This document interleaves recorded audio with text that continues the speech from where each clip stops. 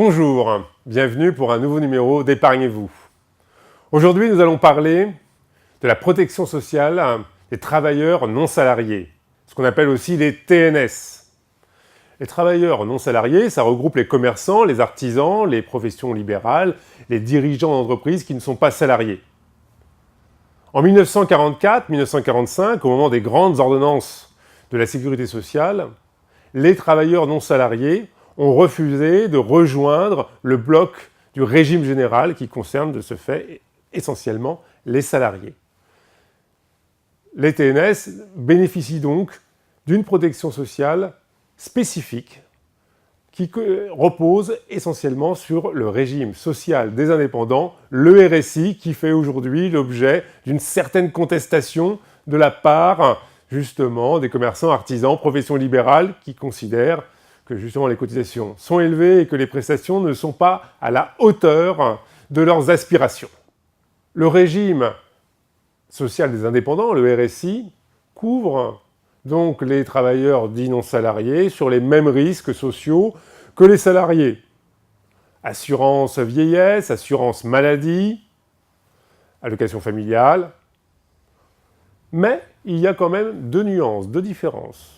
Le risque chômage et le risque d'incapacité professionnelle, invalidité, ne sont pas couverts par le RSI, à la différence du régime général pour les salariés.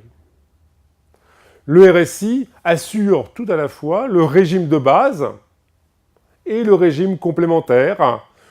Et donc, en la matière, il y a une couverture complète pour les indépendants. Le niveau de couverture, néanmoins, est inférieur en moyenne à celui des salariés.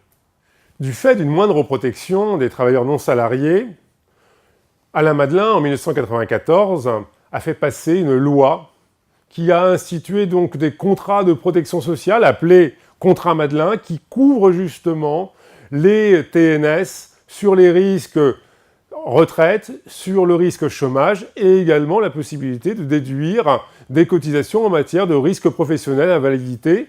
Et donc ces fameux contrats Madelin ont amélioré assez fortement le niveau de protection des indépendants, avec en contrepartie le fait de pouvoir déduire dans certaines limites, sous certaines conditions, les cotisations versées sur ces contrats. Les contrats Madelin ont rencontré de ce fait un vif succès. Aujourd'hui, il y a plus de 1 million de contrats distribués en France par les compagnies d'assurance. On est dans un système privé qui permet tout à la fois donc de couvrir le risque vieillesse, contrat Madelin retraite, ou incapacité professionnelle, ou chômage, de manière plus marginale en la matière.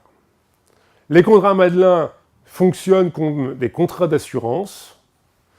Il y a des cotisations qui y sont versées. Il y a donc la possibilité d'avoir un certain niveau de protection sociale que le professionnel décide, avec des possibilités de réversion, par exemple, ou de rente éducation pour ses enfants, en fonction des risques couverts. On a des outils assez fins en matière de protection sociale qui ont été institués, donc, il y a aujourd'hui plus de 20 ans. Donc, la protection sociale pour les indépendants, c'est à la fois le RSI, assez contesté, par ailleurs, et les contrats Madelin, qui sont le volet, on va dire, privé, par capitalisation pour la retraite, qui complète le premier donc, pilier de la protection sociale des indépendants. Aujourd'hui, il n'en demeure pas moins que les indépendants ont un degré de couverture inférieur en moyenne à celui des salariés, ce qui nourrit toujours une certaine donc, contestation sur le bien fondé du RSI et sur la volonté de l'ouvrir un peu plus sur la concurrence. Merci à vous et à très bientôt pour un prochain numéro d'Épargnez-vous.